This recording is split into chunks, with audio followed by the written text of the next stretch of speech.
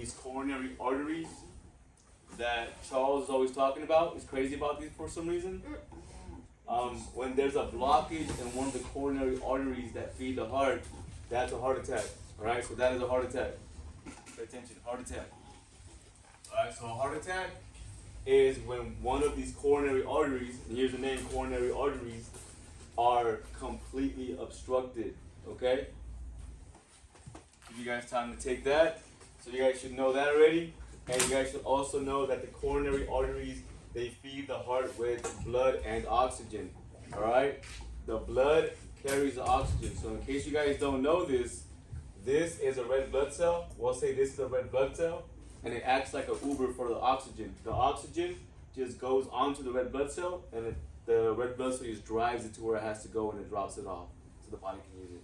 Like an Uber? It's like an Uber driver. Yeah, so the red blood cell is an Uber. The oxygen is the passenger that has to go to where they have to go. So now let's go into how a heart attack happens. I don't think we got deep into that, right? Too much stress. Too much what? Any Stress. just sugar, Could be sugar, a lot of bread. Okay? carbohydrates. Alright, so before I get into that, let's talk about the blood. Because I have to talk about the blood. Oils and the Hey. fats from the food. I talk about the blood before we get into a heart attack. So the blood is made up of 4 things. Okay? Let's say that I got some blood and I put it in this vial. Okay? And this is a rough estimates. Okay? About 45 to 55% of the blood is made up of plasma. That's the actual fluid. It's like a clear yellowish State of matter? substance. What's that? The fourth state of matter. Sure, yeah. So plasma, it's a fluid. This plasma is a fluid. Fluids. And then the other 45 to 55-ish%, the other half, is the red blood cells. And the red blood cells are the ones that carry the oxygen to where they have to go. Okay? Red blood cells. And about 1 or less than 1% is this right here. Your white blood cells and platelets. Your white blood cells are like the military in your body.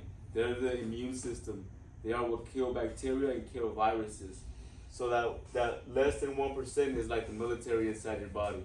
It So you defends get the COVID. body against invaders. Like it fights it, right? It fights it, yeah, it kills it off.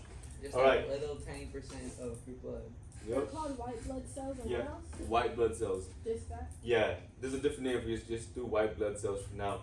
Now, the platelets, that's what actually matters for the heart attack. So for the heart attack, well, that's the part of the blood that matters for when a heart attack happens usually, okay? About 90% of the time. So has anybody here got cut before? That's great. Plenty.